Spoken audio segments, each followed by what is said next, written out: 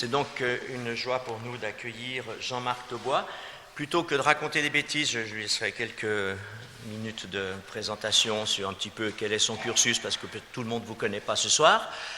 Et puis, donc le thème général de cette soirée, alors j'ai oublié le petit papier chez moi, donc je vais le dire.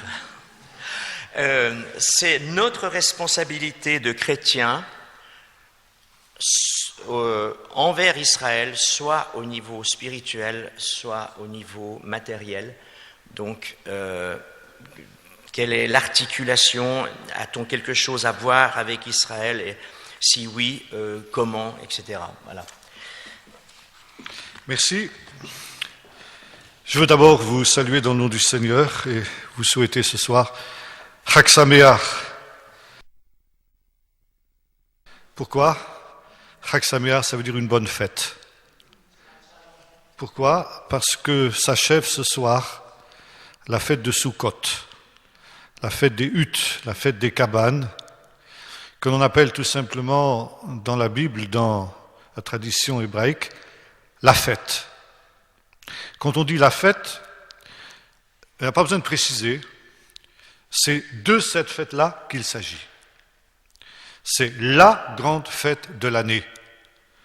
Et aujourd'hui, c'est le 8e jour de cette fête, on appelle Simchat Torah, la joie de la Torah, et c'est le plus grand jour de la fête.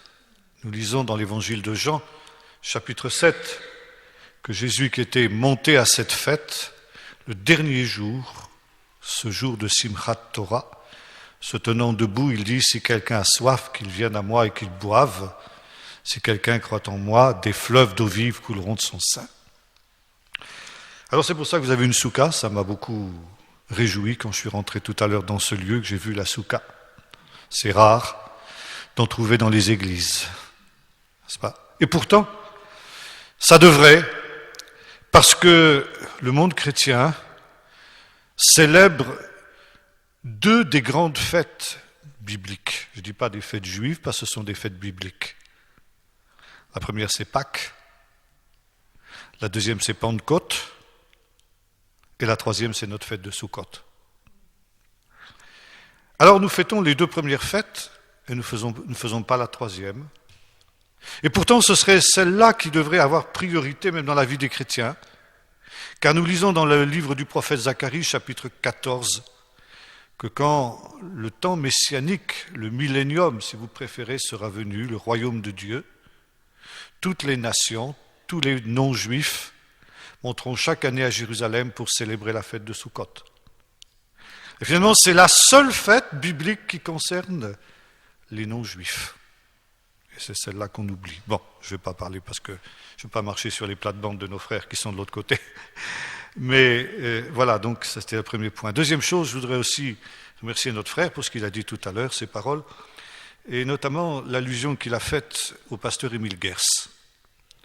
Émile Gers, effectivement, c'est toujours pour moi une joie d'être dans ce lieu, parce qu'effectivement, ça me rappelle cet homme qui, comme le disait très justement notre frère, a été un pionnier de cette redécouverte que nous allons essayer de refaire ensemble ce soir, finalement, de nos racines.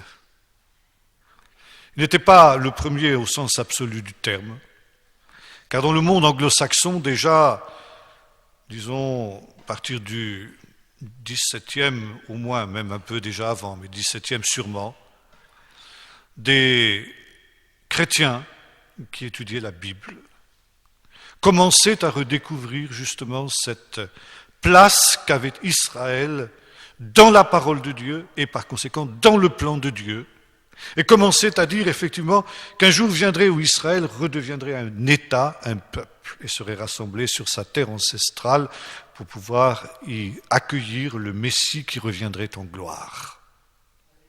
Mais dans le monde francophone, Émile Gers fut effectivement un pionnier. Alors, c'est effectivement sur la lancée de ces hommes-là que nous voulons nous situer.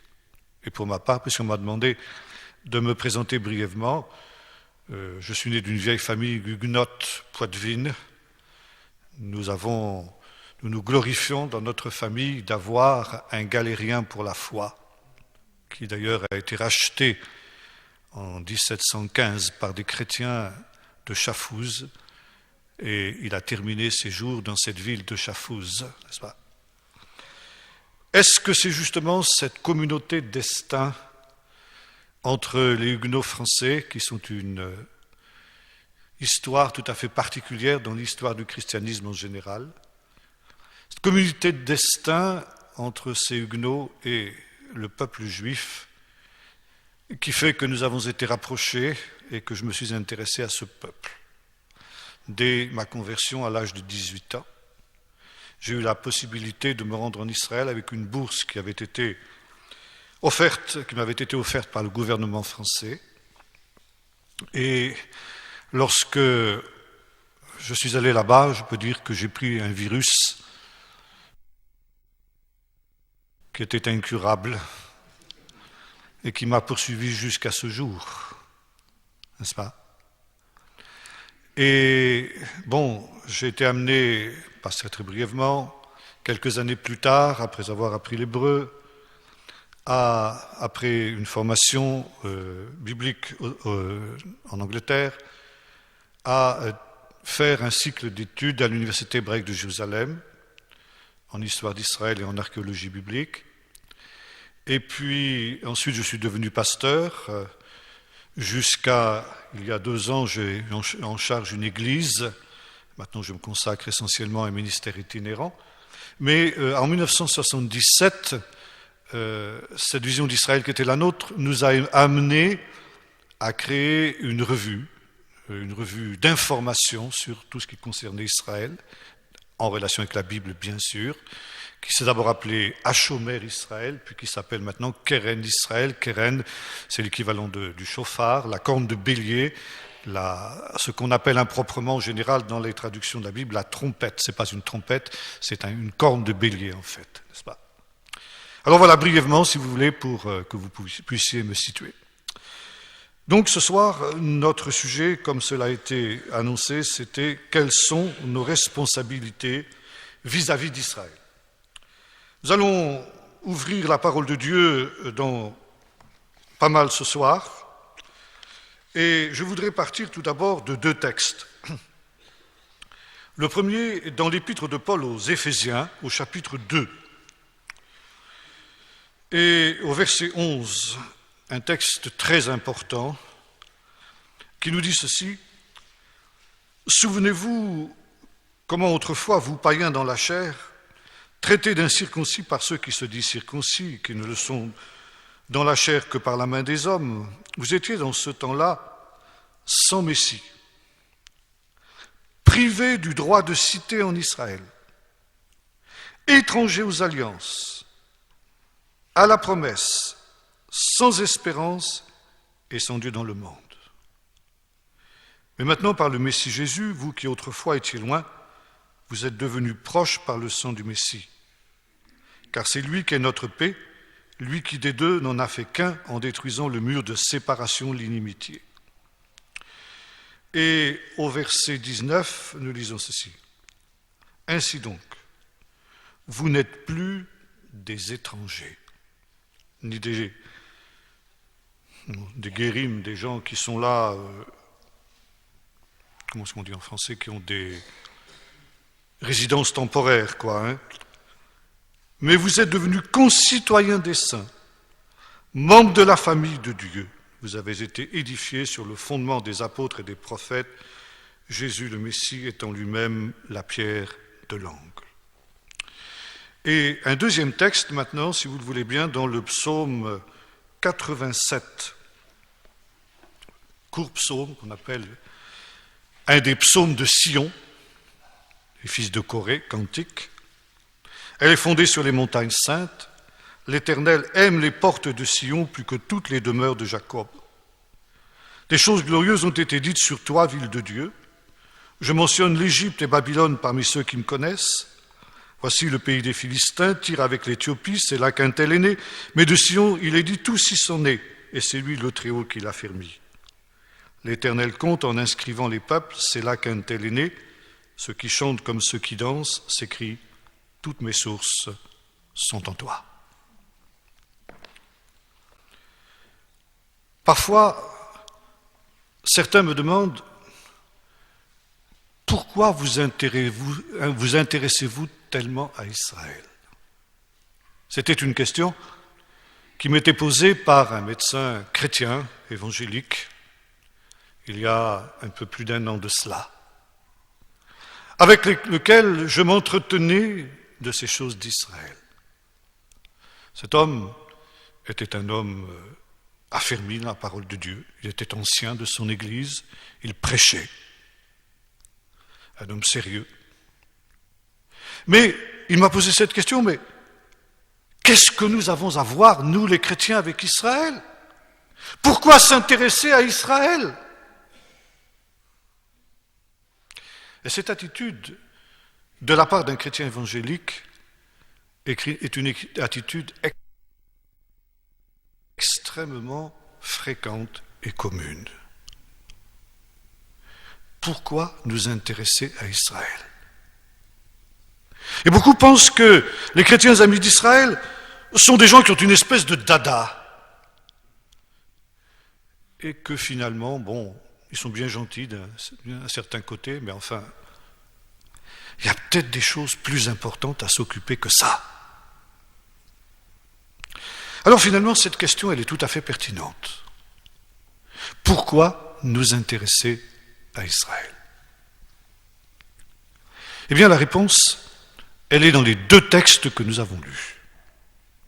Et notamment, dans ce texte des Éphésiens, où l'apôtre Paul fait une différence entre un avant et un après.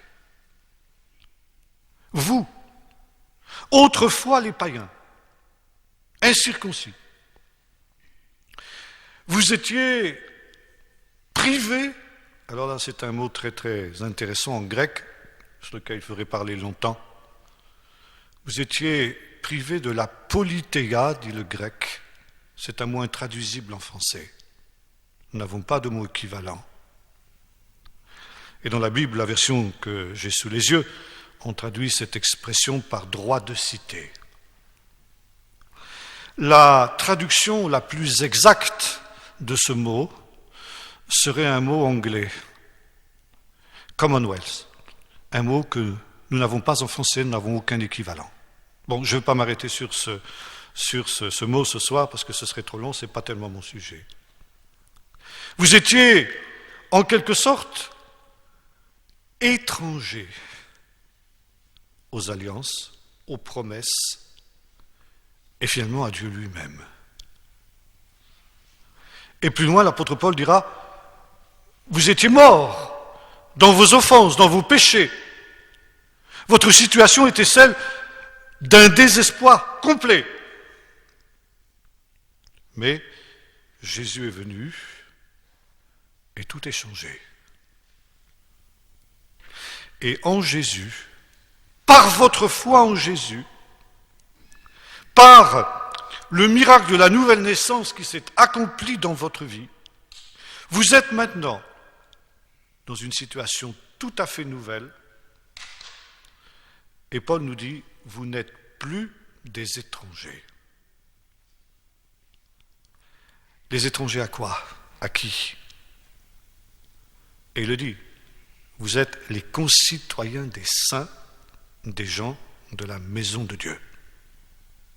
Les saints, c'est une expression qu'on trouve dans le livre du prophète Daniel, où il est question du peuple des saints, ça veut dire le peuple d'Israël. Et Paul dit, vous n'êtes plus des étrangers ni des gens du dehors. Mais vous avez été, maintenant vous qui étiez loin de ce peuple des saints. Alors saints, évidemment, ça ne veut pas dire que ce sont des gens qui sont parfaits. Ça, c'est une faute que l'on fait souvent. On dit, oui, mais les Israéliens, les Juifs ne sont pas parfaits. Ce n'est pas le problème. Saint, ça veut dire un peuple choisi, peuple mis à part. Le mot kadosh en hébreu signifie d'abord, avant d'avoir une signification morale, signifie un peuple qui est mis à part, séparé du reste des peuples. Et maintenant, vous n'êtes plus des étrangers par rapport à ces gens-là. Ça veut dire, le peuple d'Israël n'est pas un peuple qui vous est étranger. En tant que chrétien, vous avez acquis, à cause de Jésus, une relation particulière avec ce peuple que vous ne partagez avec aucun autre peuple au monde. Et voyez-vous, ça c'est une chose que beaucoup de chrétiens ignorent. Ce peuple n'est pas un peuple étranger. Cette terre d'Israël n'est pas une terre étrangère pour vous. Je vais vous faire part d'une petite expérience que j'avais faite. Quand jeune enfant, j'ai commencé à fréquenter l'école du dimanche dans mon église réformée du Poitou. Je me souviens encore de cette carte du pays d'Israël qui était là exposée dans cette salle où nous faisions l'école du dimanche. Il y avait des moments où la leçon de la monitrice ne m'intéressait pas tellement. Alors je détaillais cette carte pour passer le temps. Et je voyais Jérusalem, Samarie, Tyr, Sidon, etc. Et finalement, ce pays et cette histoire de ce peuple qui m'était enseigné dans cette école du dimanche, eh bien, c'était comme si c'était mon histoire. Et lorsque j'étais à l'école communale, dans la semaine, j'entendais parler de l'histoire de France.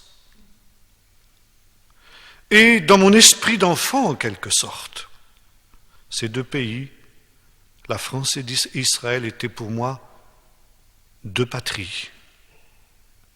Je me sentais partie prenante, bien sûr, de l'histoire de France, mais je me sentais partie prenante aussi de l'histoire d'Israël. Et quand je suis arrivé en Israël, à l'âge de 18 ans, dans les circonstances que je vous ai exposées tout à l'heure, je n'avais pas l'impression d'arriver dans un pays étranger, mais dans quelque chose que je connaissais déjà. Vous n'êtes plus des étrangers. Et lorsque nous disons cela, nous mettons ici le doigt, nous touchons du doigt le drame du christianisme. C'est que le christianisme a oublié ce lien privilégié et particulier qu'il a avec le peuple et avec la terre d'Israël. Et pour la plupart des chrétiens, le peuple juif est devenu un peuple étranger. Et vice-versa. Quand on commence à fréquenter le peuple d'Israël, il y a quelque chose qui frappe notamment le chrétien évangélique, c'est de voir l'ignorance quasi totale que le peuple d'Israël a du christianisme. Il n'a comme point de référence que quelques stéréotypes. J'en prends un exemple parmi d'autres. Un jour, je me présentais au comptoir de la compagnie israélienne El Al pour un embarquement à destination d'Israël. Et vous savez qu'à cause de la menace terroriste, on est interrogé, fouillé, etc. Alors on me demande qui je suis.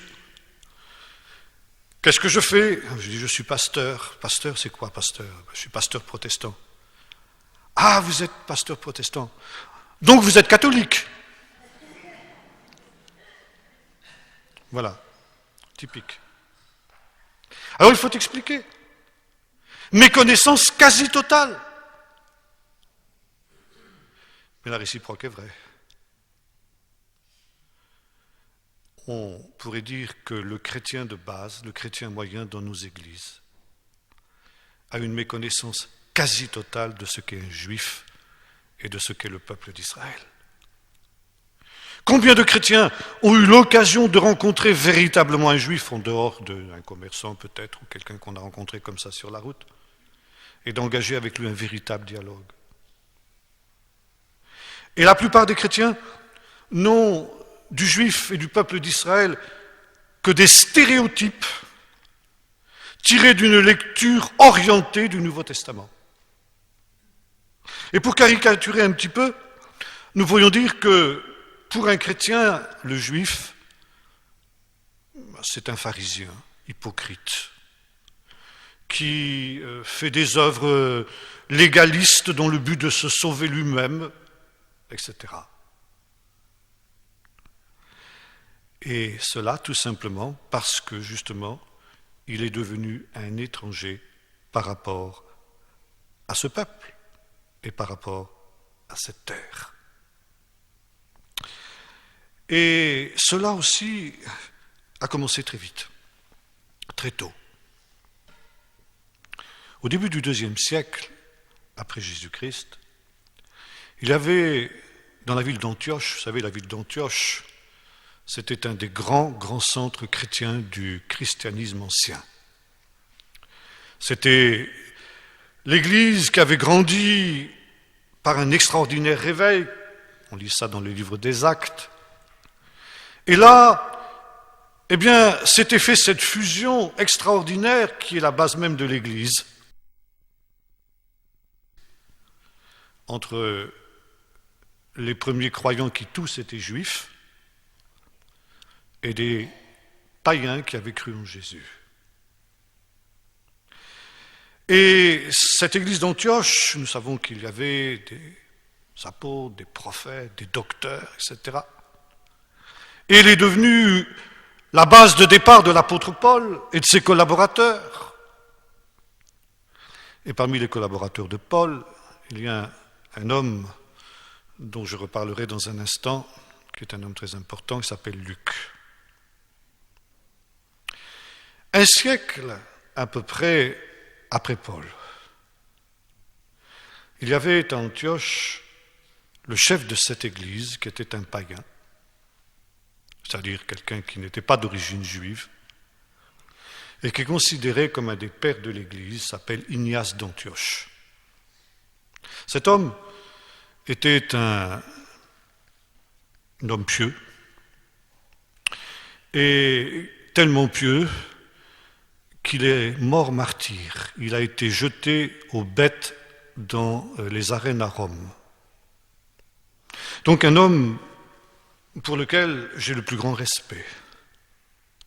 Un homme que je me garderai de juger. Qui suis-je moi pour juger quelqu'un qui est allé jusqu'à sceller son témoignage de son sang? Néanmoins, je suis obligé de reconnaître, malgré tout le respect que j'ai pour cet homme, que sur la question d'Israël, il a été un des premiers à, excusez-moi l'expression, à faire dérailler les choses. Car Ignace d'Antioche a été un des premiers des pères de l'Église, mais il n'a pas été le seul, à faire de l'écriture, ça veut dire de ce que nous appelons l'Ancien Testament et de ce qui commençait à être le Nouveau Testament à cette époque-là, une lecture anti-juive, systématiquement anti-juive. Et Ignace d'Antioche disait, je cite ici, « Si nous nous tournons vers le judaïsme, nous renions la grâce de Dieu. » Ça veut dire que pour Ignace d'Antioche, son identité chrétienne reposait sur une opposition au judaïsme. Il se définissait comme chrétien par opposition au judaïsme. Et en même temps, eh bien, il considérait que le vrai christianisme reposait sur une certaine part d'antijudaïsme théologique, ce qui a été et ce qui est encore aujourd'hui le fait de nombreux chrétiens. Et il m'arrive parfois de lire des écrits de certains théologiens, qui sont pourtant des gens qui se disent amis d'Israël, qui défendent Israël, mais quand il s'agit de l'interprétation de l'Écriture, ils ne peuvent pas s'empêcher d'avoir cette approche anti-juive, un anti-judaïsme théologique qu'ils dissocient de ce qu'on pourrait appeler l'antisémitisme grossier. Ça veut dire voir négativement le peuple d'Israël au travers de l'Écriture. Le peuple d'Israël coupable d'avoir rejeté Jésus, d'avoir rejeté l'Évangile, d'avoir mis sa confiance dans la Torah, de rester fidèle à une Torah que Jésus et les apôtres ont abolie, etc. Des choses comme ça.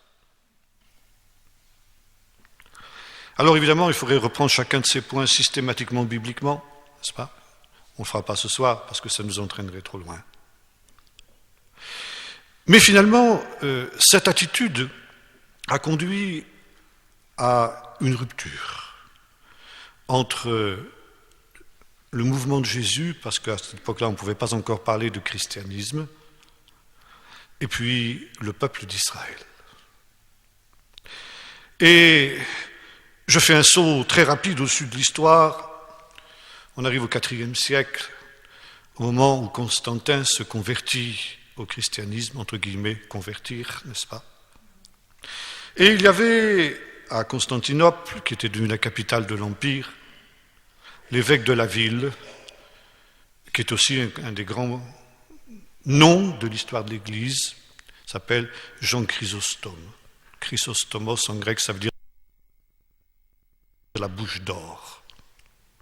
C'était un homme qui était tellement éloquent, nous disent les sources de l'époque, qu'on avait l'impression qu'il y avait de l'or qui sortait de sa bouche. C'est pourquoi on l'appelait Chrysostomos. Ce Chrysostome a écrit ou a prêché 8 sermons contre les Juifs.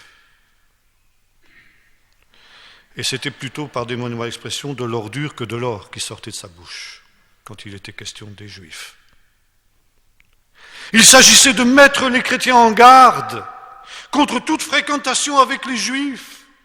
La fréquentation du Juif était dangereuse parce que le Juif était un suppôt de Satan, il était animé par l'esprit du diable. Mettre l'épée dans une synagogue, mais c'était un abominable blasphème, car la synagogue c'était un repère de démons, il le dit textuellement comme je le dis, et de tout esprit impur. Il aurait mieux valu aller dans une maison de prostitution que dans une synagogue. Voilà ce qu'il allait jusqu'à dire. Son but n'était pas tant de s'en prendre aux Juifs que de s'en prendre aux chrétiens qui auraient eu la mauvaise idée de fréquenter des Juifs. Il s'agissait pour l'Église, la grande Église chrétienne de cette période-là, de couper toute relation entre l'Église et la synagogue. Créer cette cassure, ce divorce. J'aurais pu évoquer aussi, un petit peu avant cette époque, au IIe siècle, après Jésus-Christ, un autre personnage qui s'appelait Marcion. Marcion, c'est à lui qu'on doit l'invention du canon. Ça veut dire de l'adoption, vous savez, des livres, la notion qu'il y a des livres qui sont inspirés et d'autres qui ne le sont pas. Marcion était le premier à poser cette idée d'un canon du Nouveau Testament. Il n'en a pas eu le dernier mot sur cette question, mais il a été le premier à en définir la nécessité. Et pour Marcion, le critère de l'inspiration ou de la non-inspiration d'un livre, c'était si l'on pouvait trouver des éléments anti-juifs ou pas. Heureusement que l'Église, la grande Église, ne l'a pas suivi entièrement dans ce domaine-là. Mais ça veut dire qu'à partir de ce moment-là, il fallait faire du Nouveau Testament en particulier, et même de l'Ancien, une lecture anti-juive. Vous n'êtes plus des étrangers. Et à partir de ce moment-là, les chrétiens et les juifs sont redevenus des étrangers. Et ils le sont restés presque jusqu'à ce jour. Ce n'est qu'aujourd'hui qu'il y a ce mouvement de rapprochement que je considère personnellement être le fait du Saint-Esprit qui nous ramène vers Sion. Selon le psaume 86 que nous avons lu tout à l'heure, parce que ça et là, comme Émile Gers dont nous parlions tout à l'heure, certains redécouvrent que toutes mes sources sont en toi. Le mouvement de la Réforme était un mouvement de retour aux sources. C'est pas ici que je vais vous l'apprendre, la ville de Calvin, bien sûr. C'est pas Genève. Bien. Et revenir aux sources. Parce qu'on réalisait justement que l'Église du XVIe siècle s'était éloigné de ses sources. Et les réformateurs, Luther et Calvin et les autres, ont fort bien compris qu'une de ces sources était hébraïque. C'est la raison pour laquelle on s'est efforcé de traduire, Luther le premier, l'écriture, non plus à partir de la version latine de la Bible qui avait fait autorité pendant tout le Moyen-Âge, mais à partir des originaux hébreux et grecs. Pour ce faire, Luther avait appris l'hébreu avec un rabbin. Il avait même étudié un peu la tradition juive, il connaissait un peu Rachi, choses comme ça. Et il y a eu donc ici un rapprochement avec justement cette tradition juive. Et hélas, je dirais que les réformateurs se sont arrêtés au milieu du gué.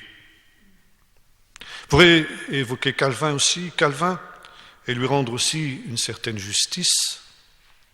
Calvin a été le premier théologien chrétien à remettre en doute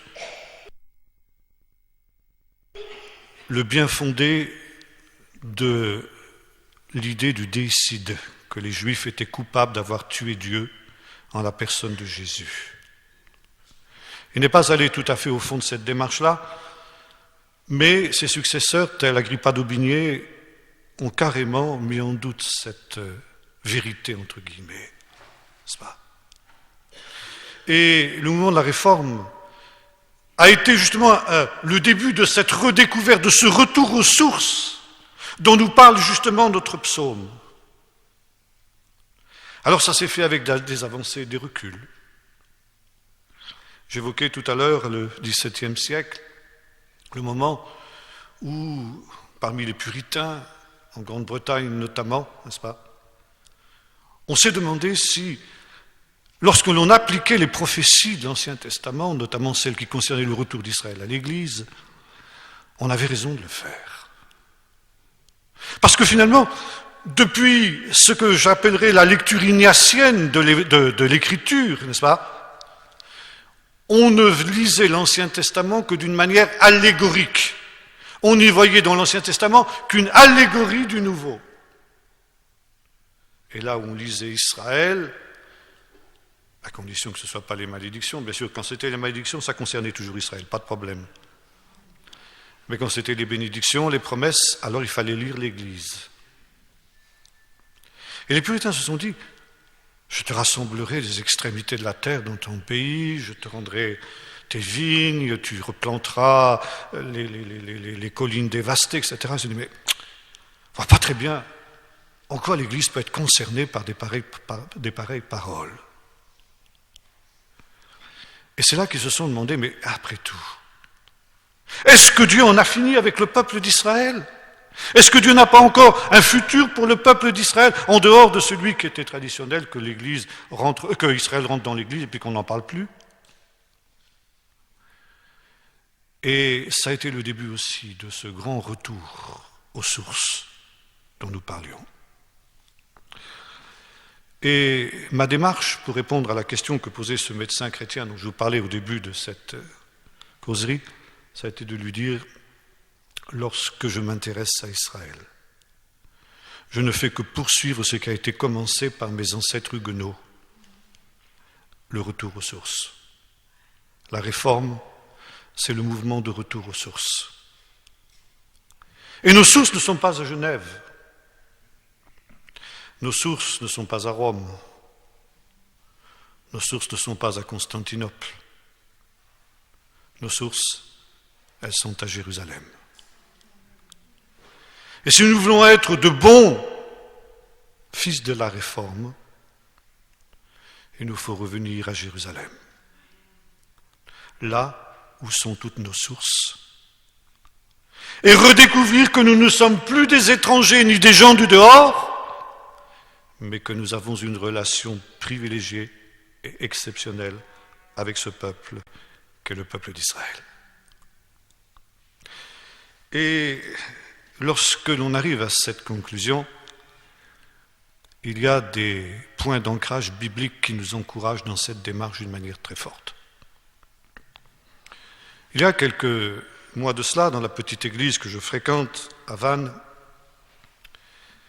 quelqu'un a demandé, il a fait un petit sondage, il a dit « Quel est, en dehors de Jésus bien sûr, le personnage biblique que vous admirez le plus, auquel vous vous identifiez le plus ?» Alors beaucoup répondaient l'apôtre Paul, d'autres donnaient des réponses différentes. Et moi j'ai dit, le personnage avec lequel je m'identifie le plus, c'est Luc. Parce que Luc était le seul écrivain biblique qui n'était pas juif. Et pourtant, quand nous étudions les écrits de Luc, c'est-à-dire l'Évangile et les Actes, il y a quelque chose qui nous frappe. C'est l'extraordinaire connaissance que Luc a de la tradition et des coutumes juives. Et Luc est celui qui fait davantage d'allusions à ces choses que tous les autres évangélistes qui pourtant, eux, sont juifs. Et deuxième point qui nous frappe, lorsque nous lisons les écrits de Luc, c'est l'extraordinaire respect, l'extraordinaire intérêt qu'il a pour le peuple d'Israël, pour la Torah d'Israël, l'attitude extrêmement positive qu'il a vis-à-vis de cette Torah, et en même temps, justement, de tout ce qui a été promis au peuple d'Israël. Je n'ai pas le temps de vous passer en revue systématiquement l'évangile de Luc et les actes, ce serait très intéressant, mais ce serait trop long. Je vais prendre quelques exemples simplement dans les écrits de Luc pour vous montrer ça. Mais finalement, quel est le but de Luc quand il écrit son évangile et les actes? Il le dit dans les deux introductions à ces deux livres et dans les deux prologues. Finalement, Luc se trouvait placé déjà devant un problème. C'est que déjà de son temps, on risquait, parmi les chrétiens non juifs, d'avoir du mépris et du dédain vis-à-vis du peuple d'Israël et vis-à-vis de la Torah d'Israël. Et un des buts de Luc dans son évangile, c'était de réhabiliter ces choses pour rappeler, comme le faisait l'apôtre Paul, que les chrétiens d'origine non juive ne sont pas étrangers au peuple d'Israël ou à la Torah d'Israël. D'abord, pour une raison très simple. C'est que dans le livre du Deutéronome, chapitre 17, il nous est dit ceci, que si se lève au sein du peuple d'Israël un prophète ou quelqu'un qui se donne comme inspiré, même s'il fait des miracles extraordinaires, mais que l'enseignement qu'il donne n'est pas cohérent avec la Torah, c'est un faux prophète. Il faut le rejeter quand bien même il ferait des miracles.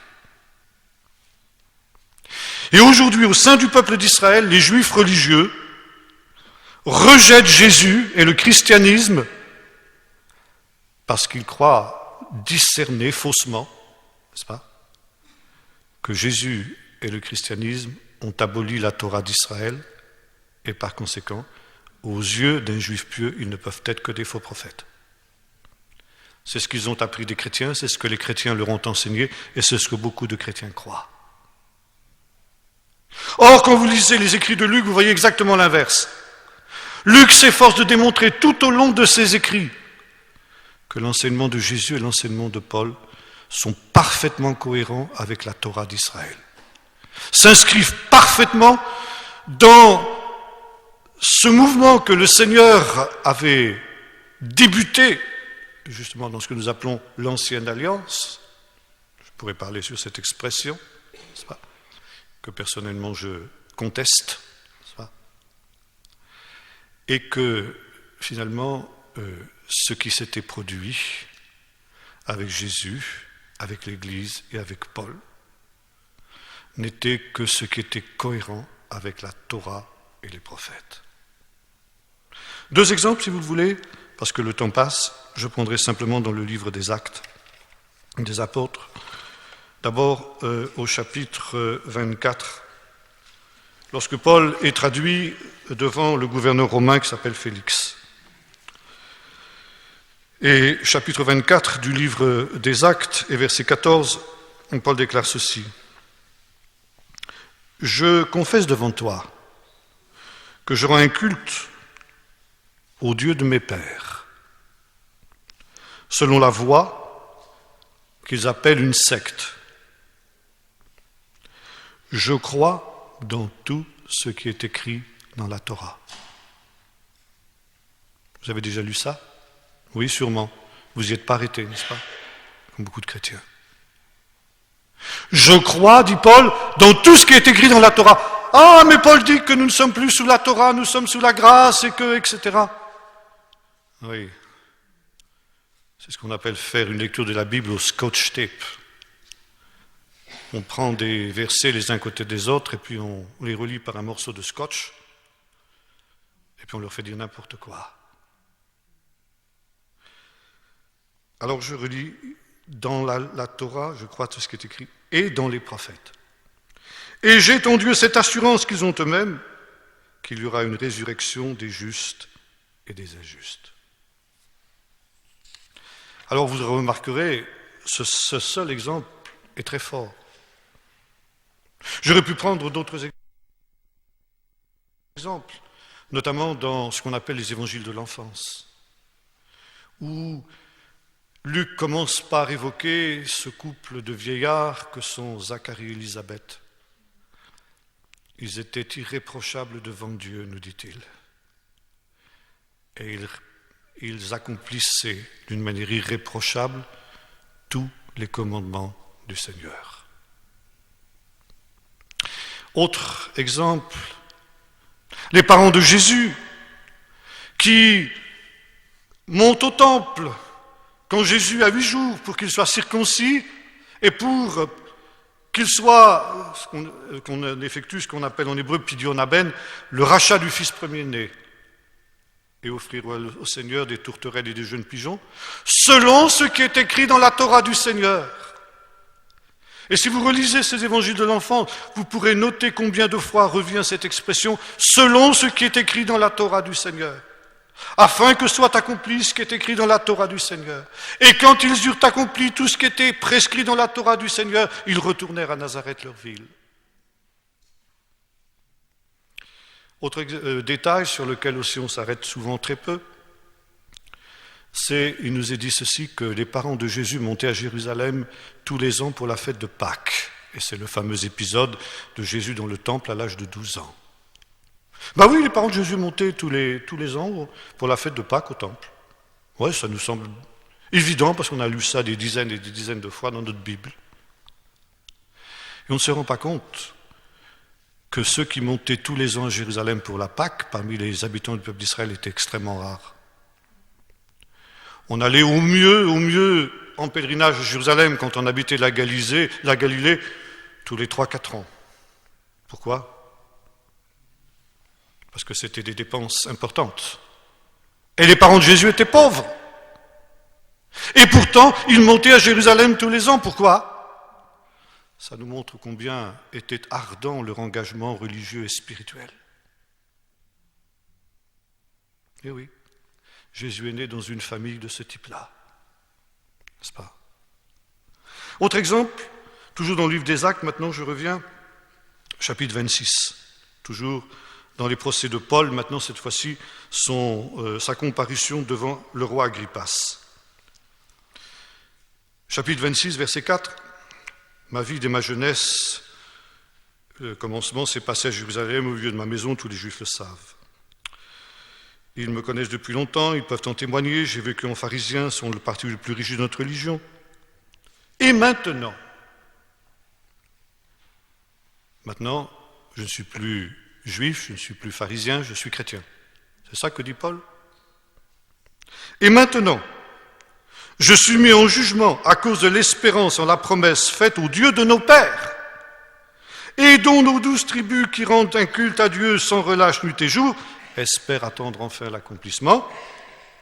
C'est pour cette espérance au roi que je suis accusé par les Juifs. Quoi ? Jugez-vous incroyable que Dieu ressuscite les morts. Finalement, quand on décrypte cette parole de Paul, et on pourrait prendre la suite du discours aussi, qu'est-ce que Paul veut dire ? en étant disciple de Jésus et en prêchant Jésus comme je le fais, je ne fais que m'inscrire dans ce qui est l'espérance d'Israël. Je ne fais qu'être cohérent avec cette espérance dans laquelle j'ai été élevé depuis ma jeunesse. Je n'ai pas rompu avec le judaïsme. Et on pourrait même dire que je suis plus juif que jamais. Voilà en gros ce que dit l'apôtre Paul. Alors, c'est très intéressant maintenant si nous revenons à Luc. Luc était un non-juif, nous l'avons vu. Et pourtant, c'était un homme qui avait une relation extrêmement forte avec le peuple d'Israël. Quand, dans la deuxième partie du livre des Actes, il arrive à parler de lui-même, qu'il commence avec le « nous », vous vous souvenez, il y a un moment où on passe de Paul et ses compagnons, « nous », parce que Luc les a rejoints. Et nous voyons Luc entrer avec Paul dans les synagogues, participer au culte de la synagogue. Dans le chapitre, voyons, c'est 15, je crois, du livre des Actes, peu importe, il nous est dit que, alors que Paul était en Grèce, il était à Thessalonique, et Luc et ses compagnons étaient à un autre endroit. Ils ont attendu la fin de la fête de Pâques pour pouvoir rejoindre Paul à Thessalonique. Ça veut dire que pour le moins, la fête de Pâques n'était pas indifférente à Luc. Et on peut même penser que Luc a célébré la fête de Pâques. Nous lisons aussi toujours sous la plume de Luc qu'avant de partir pour Rome depuis Césarée, ils ont attendu la fin du jeûne, c'est-à-dire la fin du jeûne de Kippour. Kippour n'était pas sans importance non plus pour Luc. N'est-ce pas ? Alors, voilà. Luc n'était pas étranger à ces choses. Maintenant, quand nous lisons les écrits de Paul, nous trouvons à peu près la même chose. Paul s'adresse par exemple aux Corinthiens qui étaient essentiellement des non-juifs. Et il leur tient un langage tout à fait surprenant. Il leur dit ceci: « Je ne veux pas, frères, que vous ignoriez que nos frères ont été sous la nuée, qu'ils ont été baptisés dans Moïse et dans la mer, qu'ils ont tous mangé du breuvage, du pain spirituel, et ils ont bu du breuvage spirituel qui était celui d'un rocher qui les suivait, et ce rocher était le Messie. » Et ce qui est très intéressant, c'est que Paul s'adresse à ces gens en leur disant « nos pères ». C'est-à-dire mes pères et les vôtres. Finalement, ces gens qui sont sortis avec Moïse d'Égypte, c'est aussi vos pères. C'est les miens, bien sûr, parce que moi je suis juif, mais c'est aussi les vôtres. Et cette histoire du peuple d'Israël, c'est aussi votre histoire, vous, les païens.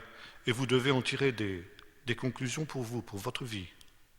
Parce que toutes ces choses leur sont arrivées pour vous servir d'exemple. Tout païen que vous êtes. Épître aux Romains.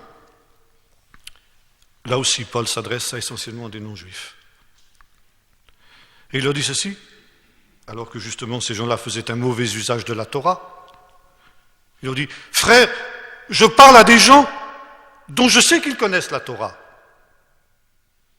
Tiens. Donc les païens de Rome connaissaient la Torah. Il y a beaucoup de chrétiens qui connaissent la Torah aujourd'hui. Vous n'êtes plus des étrangers.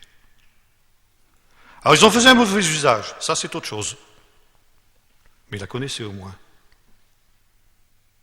Autre parole, toujours dans le livre des Actes chapitre 15, où Paul déclare ceci, ou plutôt Luc déclare ceci, il met ça dans la bouche de Jacques, quand on s'intéresse à la question de savoir qu'est-ce qu'il faut faire des païens qui ont cru en Jésus. Et Jacques leur dit ceci, mais Moïse a des gens qui le prêchent aujourd'hui dans toutes les villes, de quelque importance. Qu'est-ce qu'il veut dire, Jacques ? Il dit, en gros, ceci, vis-à-vis des païens, nous, juifs, qui avons cru en Jésus, Ce n'est pas notre rôle de leur enseigner la Torah. Nous, notre rôle, c'est de leur enseigner ce qui concerne Jésus. Parce qu'ils ont besoin de connaître la Torah, c'est sûr. Mais il n'y a qu'à aller dans les synagogues, là-bas ils entendront parler de la Torah. Dites ça aujourd'hui dans une église, vous êtes brûlés vifs dans les 24 heures qui suivent, n'est-ce pas? Pourtant, c'est ce que Jacques déclare. Vous n'êtes plus des étrangers. Alors je ne dis pas ça pour dire qu'il faut aller dans la synagogue, hein. Je ne dis pas ça. Mais simplement pour montrer à quel point nous avons dérivé depuis des siècles. Depuis le moment où nous nous sommes séparés de nos racines. Et quand on est séparé de ses racines, vous savez ce qui se passe. Prenez une rose magnifique. On a dans notre jardin les dernières roses qui poussent encore. Cette rose, elle est fleurie, elle est belle, elle est épanouie, etc. Vous la coupez et vous la mettez dans un vase sur votre table de salon. Elle est belle, tout aussi belle. Vous ne vous rendez pas compte qu'elle est coupée? Mais dans les jours qui viennent, même si vous la mettez dans une solution, dans de l'eau, n'est-ce pas?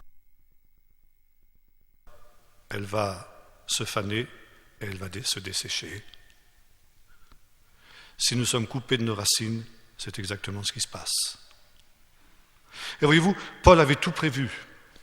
Si nous avions le temps d'étudier Romains 9, 10 et 11, nous lirions ceci que Paul nous dit. Attention, toi, païen, ne te glorifie pas aux dépens des branches qui sont tombées, qui ont été écartées à cause de leur incrédulité.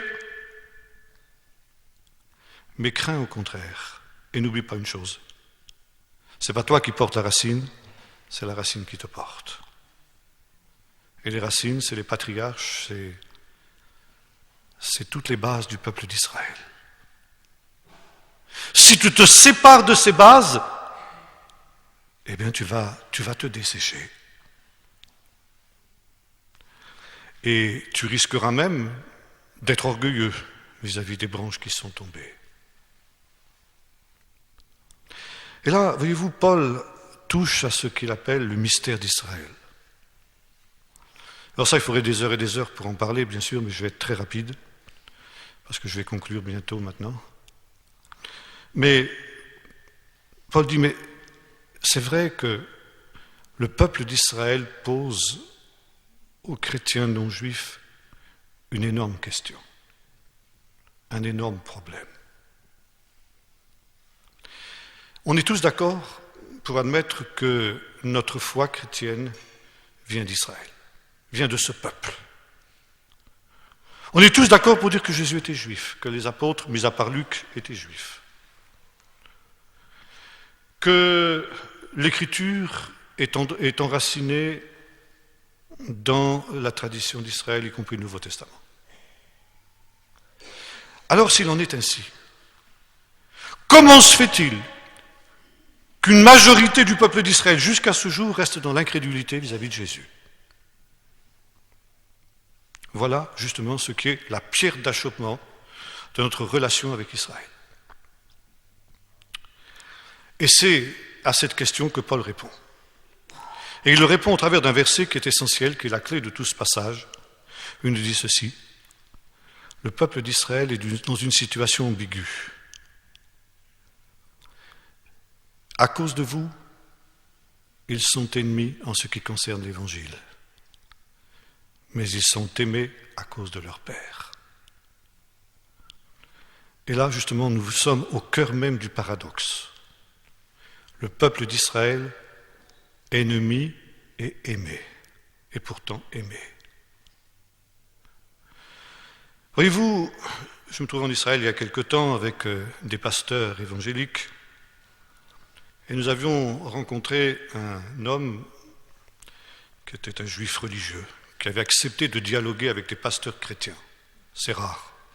C'était un homme particulièrement ouvert. Et mes braves frères ne sont pas pu s'empêcher de rendre témoignage, entre guillemets, à cet homme, pour l'inviter à se convertir au christianisme. Alors évidemment, ça a été assez tendu comme entretien, comme vous pouvez l'imaginer. Et à la fin, ses frères étaient dépités de ce que certains disent, écoutez, vous n'auriez pas dû, vous avez été maladroit. Mais enfin, il faut rendre témoignage aux Juifs, etc., etc. Oui, peut-être bien. Oui, sûrement même. Ce n'est pas le problème. Le problème, c'est le comment. Et finalement, pourquoi ce zèle évangélisateur en ce qui concerne les Juifs? Mais je vais vous le dire. Et la réponse, elle est dans ce texte d'Éphésiens 2 que nous avons lu tout à l'heure. Vous, autrefois païens, vous étiez sans Dieu, sans espérance, étrangers aux alliances, étrangers aux promesses, étrangers à la politeia d'Israël, et par conséquent complètement perdus. Or, le juif traditionnel, qu'est-ce qu'il me dit? Jésus n'est pas le Messie et il n'est pas le Fils de Dieu. Ça veut dire qu'il nie ce qui est pour moi la base même de ma foi, ce qui est pour moi l'essentiel. S'il a raison, et si Jésus n'est ni le Messie ni le Fils de Dieu, alors moi, païen, je ne suis rien. Je suis encore dans mes péchés, je suis dans cette situation que Paul décrit, étranger aux alliances, étranger aux promesses, dans le désespoir le plus complet. Et celui qui me dit Jésus n'est pas le Messie, n'est pas le Fils de Dieu, c'est pas n'importe qui, c'est quelqu'un qui vient du peuple par lequel m'est venue cette espérance. Et quand j'entends ça de la bouche d'un juif, moi chrétien, je suis déstabilisé dans ma foi. Vous comprenez le problème? Et immédiatement, j'ai une réaction hostile vis-à-vis de celui qui me dit ça. Et il faut que je le convainque à n'importe quel prix pour me rassurer moi-même que je suis dans la vérité. Et pour moi, chrétien, entre guillemets, c'est plus important qu'un juif se convertisse que 10 000 Zoulous se convertissent. Car si un seul juif se convertit, je dis, alors, il reconnaît que j'ai raison. Ça fait du bien. 10 000 Zoulous, c'est moins important. Ils sont ennemis. Alors je suis dans une situation d'affrontement avec le juif, et avec le peuple d'Israël. Alors Paul dit, attention, tu pourrais avoir effectivement cette réaction d'hostilité. Mais tu n'oublies pas une chose, c'est que rien n'arrive sans la volonté de Dieu. Si une partie d'Israël n'est tombée dans l'endurcissement, c'est Dieu qui l'a permis. On pourrait même dire c'est Dieu qui l'a voulu. Et c'est tout le propos du chapitre 10, sur la prédestination, qui a fait couler tant et tant d'encre. Dieu endurcit qui il veut, Dieu endurcit son peuple, il l'a fait lui. Oui, mais tu diras, mais alors à ce moment-là, pourquoi Dieu blâme-t-il si c'est lui qui, etc. Non, c'est pas si simple, dit l'apôtre Paul, non. Mais c'est quand même Dieu qui l'a permis. Alors pourquoi Dieu a-t-il permis cela? Pour que toi, païen, tu puisses justement entrer dans l'espérance d'Israël. Dans cette espérance dont parle l'apôtre Paul et après laquelle nos 12 tribus continuent jusqu'à aujourd'hui à soupirer jour et nuit. Tu es dans cette espérance-là. Tu as été greffé sur cet olivier d'Israël grâce au faux pas à l'endurcissement des autres. Il y a un texte au livre des Actes qui nous dit ceci après la guérison, vous savez, du boiteux de la belle porte. Pierre fait un appel au peuple. Après avoir prêché l'évangile de Jésus, il dit « Repentissez-vous donc et détournez-vous de vos péchés, pour que viennent des temps de rafraîchissement et que le Seigneur envoie du ciel celui qu'il a promis, Jésus. » Imaginons un seul instant que le peuple d'Israël ait répondu à cet appel de Pierre. Et que tout le peuple d'Israël ait cru en Jésus. Qu'est-ce qui se serait passé? Ce que Pierre dit. Jésus serait revenu du ciel. Et à ce moment-là, il n'y avait pas de païens qui avaient cru en Jésus. Ça veut dire que ni vous ni moi, nous ne serions jamais été sauvés. Tout aurait été déjà fini depuis 2000 ans.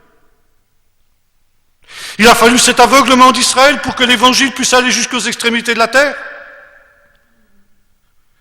Et voyez-vous, comme disaient les pères de l'Église, c'est une Félix culpa, une bienheureuse faute. Mais à cause de cette faute, à cause de cet endurcissement, de cet aveuglement que Dieu a pour le moins permis, le peuple d'Israël a été dispersé, le peuple d'Israël a été châtié, le peuple d'Israël a été persécuté à cause de vous, à cause de moi, pour que nous puissions avoir la vie. Et toi, païen, qui aurais une tendance naturelle à avoir une réaction de ressentiment vis-à-vis de l'incrédulité d'Israël, mais bénis Dieu pour l'incrédulité d'Israël, c'est à cause de ça que tu es là. Tu devrais avoir de la reconnaissance vis-à-vis du peuple d'Israël, même dans son état justement d'incrédulité. Car cette patience de Dieu vis-à-vis de toi, le païen, eh bien, est ton salut. Et jusqu'au dernier moment, jusqu'à ce que les yeux d'Israël s'ouvrent, il y aura encore des païens qui pourront être sauvés. Quand Israël se tournera vers Jésus, ce sera trop tard. Le Seigneur reviendra, la porte sera fermée pour tous les païens. Alors bénis Dieu pour ce temps de grâce que le Seigneur donne aux païens grâce à l'endurcissement d'Israël. Et maintenant, Paul dit toujours aux Romains un dernier conseil extrêmement important. Quelle doit être alors ton attitude vis-à-vis du peuple d'Israël? Paul dira d'abord ce qu'elle ne doit pas être. Pas d'orgueil, pas de mépris, pas de haine. Et justement, vous savez ce qu'a écrit ce grand historien juif français qui s'appelait Jules Isaac. Il a montré que l'enseignement chrétien, pendant 2000 ans, avait été un enseignement du mépris, exactement le contraire de ce que Paul avait dit.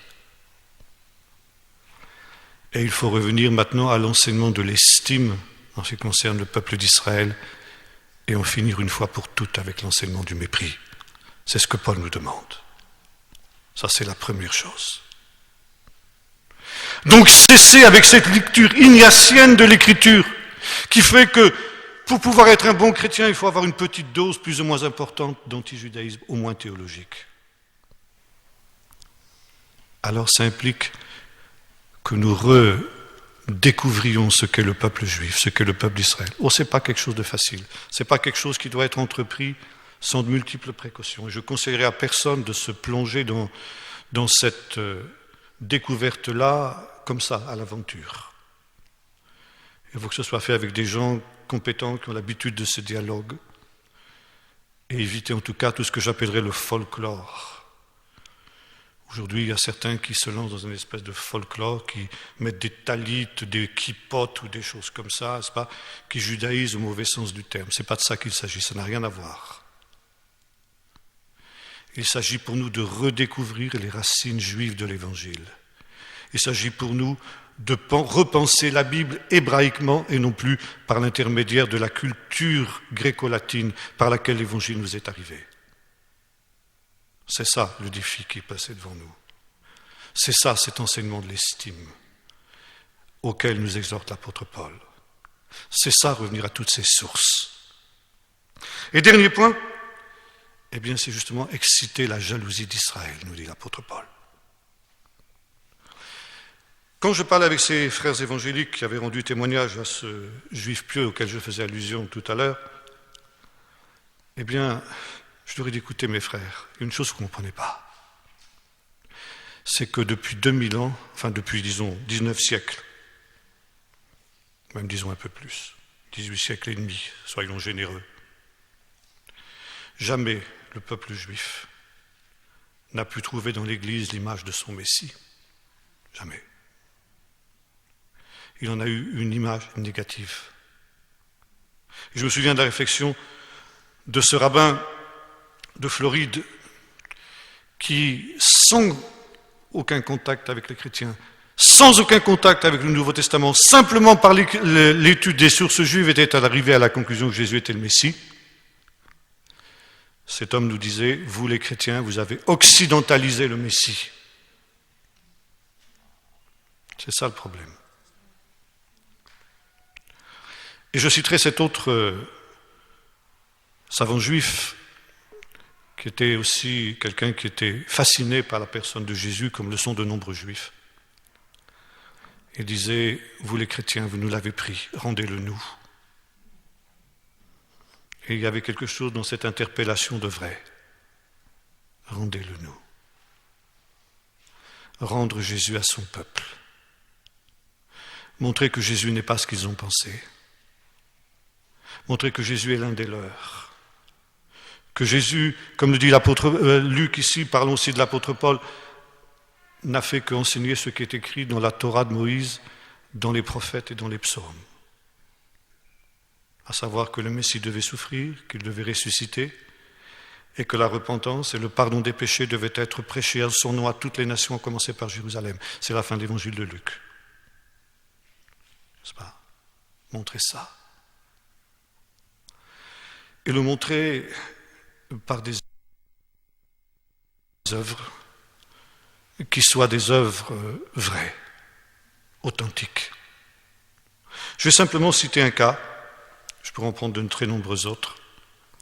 J'ai dans le nord d'Israël d'excellents amis qui sont des chrétiens allemands non juifs. Cette œuvre qui s'appelle Tzedaka, ce qui veut dire un acte de justice et d'amour. Je traduis un peu librement, mais c'est à peu près ce que ça veut dire. Cette œuvre a été fondée au lendemain de la Deuxième Guerre mondiale par un chrétien allemand, évangélique, non juif, qui, comme tous les jeunes de sa génération, avait été enrôlé de force dans la Wehrmacht. Et son unité, l'unité dans laquelle il avait été versé, avait été l'unité qui avait dû écraser la révolte du ghetto de Varsovie. Donc il avait participé à ce drame. Le cœur déchiré parce qu'il aimait les Juifs en tant que chrétien. Mais qu'est-ce que vous voulez qu'il fasse? Il n'était qu'un deuxième classe dans la Wehrmacht. Et tout ce qu'il avait trouvé à faire, c'est qu'il conduisait une Jeep et il prenait de la nourriture dans sa Jeep. Il traversait la rue principale du ghetto, il ralentissait, il ouvrait la porte de la Jeep et il faisait tomber la nourriture comme ça en espérant que les Juifs allaient le récupérer, tout en sachant très bien que même s'il avait été pris pour ça, il aurait été fusillé sur place. Après la guerre, cet homme a été déchiré par la tragédie qui s'était passée. Et il est allé en Israël fonder une œuvre pour secourir les rescapés de la Shoah. Et cette œuvre existe encore, cet homme est mort depuis longtemps, mais d'autres frères allemands ont pris la relève, n'est-ce pas? Et cette œuvre, elle est connue dans tout le pays d'Israël. J'étais, il y a quelques années de cela, dans une rencontre d'études de la Bible. Je faisais partie d'un cercle d'études de la Bible qui a été fondé par Ben Gurion. Et il y avait un officier supérieur de la police israélienne avec lequel j'ai été amené à engager un dialogue et lui parler un peu de ma foi, etc. Et à un moment, il m'a dit, mais dis donc toi, est-ce que tu connais là-bas, il y a des Allemands, tu sais, là-bas vers Shavet-Zion, tu les connais ces gens-là? Je dis, bien sûr, c'est des bons amis. Ah oui, j'étais sûr, parce que tu parles comme eux, il m'a dit. Je lui ai dit, tu les connais? Qui ne les connaît pas? Il m'a dit, ils sont connus dans tout le pays, à cause d'un témoignage extrêmement positif. Et quand je suis arrivé la première fois, on m'a dit, écoute, tu demandes simplement les Allemands, tout le monde nous connaît ici. Alors j'ai dit, les Allemands, ah, les Allemands, vous allez chez les Allemands, ah, très bien, c'est formidable. Parler des Allemands, les Allemands, c'était plutôt négatif. Hein. Et un jour est venue une femme chez ces Allemands qui est passée un temps, c'était une rescapée de la Shoah. Et un soir, c'était une feuille de Shabbat, oui. Bon, ils avaient fait un repas spécial et puis ils avaient lu la parole de Dieu, la lecture de la semaine. Et cette femme s'était mise à pleurer. Alors quelqu'un s'était approché d'elle, il dit, mais pourquoi tu pleures? Est-ce que tu as des problèmes? Il dit, non, c'est la première fois que j'entends quelqu'un me parler en allemand avec amour.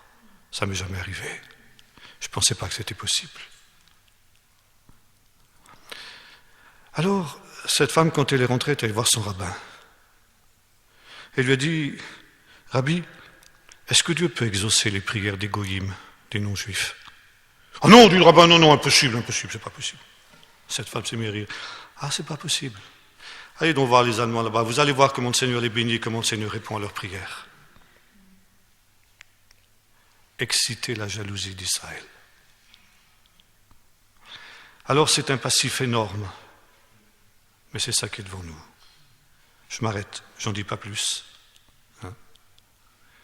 C'est Paul qui nous exhorte à cela. Pourquoi s'intéresser à Israël ? D'abord parce qu'Israël, c'est une partie de nous-mêmes. Nous n'existons pas en dehors d'Israël. Nous sommes greffés dans l'alliance qui a été faite avec Israël. La nouvelle alliance, ce n'est pas une alliance qui a été faite avec l'Église. C'est une alliance qui a été faite avec Israël. Jérémie 31. Je ferai avec la maison d'Israël et la maison de Juda, et pas avec les goyim, une alliance nouvelle. Mais Dieu, dans sa bonté, a introduit les goyim dans l'alliance qu'il a faite à Israël. Nous ne pouvons pas exister sans Israël. Même Israël incrédule. Deuxièmement, avoir de l'amour et du respect pour Israël. Parce que même Israël, quand il nous interpelle durement dans ce qui est l'essentiel de notre foi, c'est à cause de cette interpellation même que nous pouvons subsister, que nous sommes là aujourd'hui. Et même pour ça, nous ne pouvons pas avoir du ressentiment vis-à-vis d'Israël. Et troisièmement, nous avons une dette vis-à-vis d'Israël. Une dette, d'abord parce que le salut nous est venu au travers d'eux, Jésus l'a dit, le salut vient des Juifs. Et puis deuxièmement, parce que pendant 2000 ans, nos pères, sous l'influence de ces pères de l'Église dont nous parlions tout à l'heure, nous ont coupés de nos racines et nous ont amenés à être dans une situation d'inimitié, de haine et de mépris vis-à-vis d'Israël.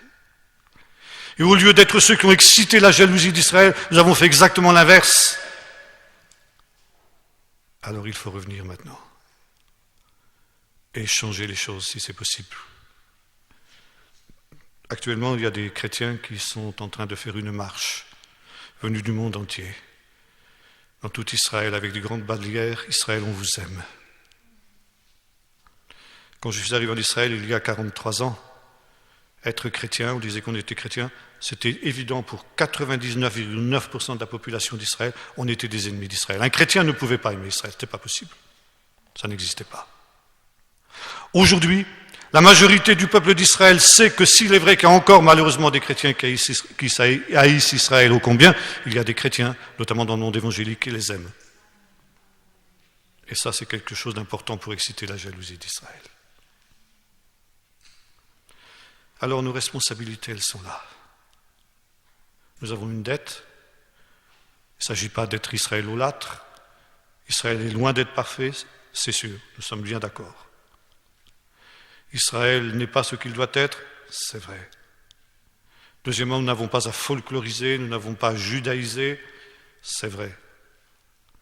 Mais nous avons à vivre l'Évangile tel que justement il a été transmis par les apôtres juifs, de telle manière que, enfin, les Juifs puissent voir au travers de nous l'image du Messie, l'image véritable du Messie, et avoir cette jalousie de dire, mais comme disait cette femme, mais cette bénédiction qu'ils ont ces gens-là, mais c'est les nôtres, ça nous appartient, c'est à nous ça, et dire comme ce savant juif, eh bien rendez-le nous, nous en avons besoin.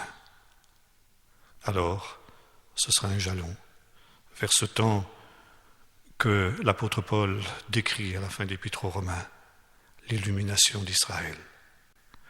Lorsque justement un libérateur viendra de Sion, pour Sion, et détournera Israël de son péché. Prions maintenant.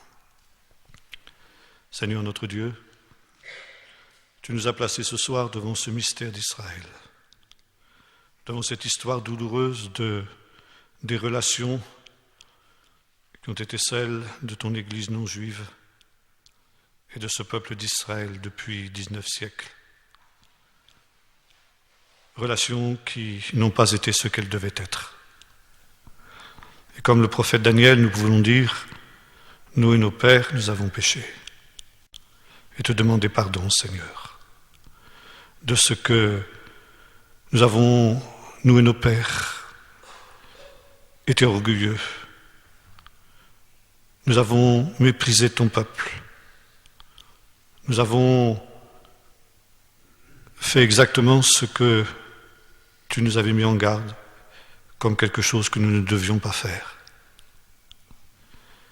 Et nous te disons, Seigneur, sois apaisé envers nous. Seigneur, nous voulons nous placer à nouveau devant cet appel de l'apôtre d'être de ceux qui excitent la jalousie d'Israël. Donne-nous, Seigneur, non pas d'être inconséquents, superficiels, mais d'être de ceux, Seigneur, qui vivent suffisamment authentiquement ta parole, ton évangile, pour pouvoir donner envie à ceux qui sont des concitoyens pour nous,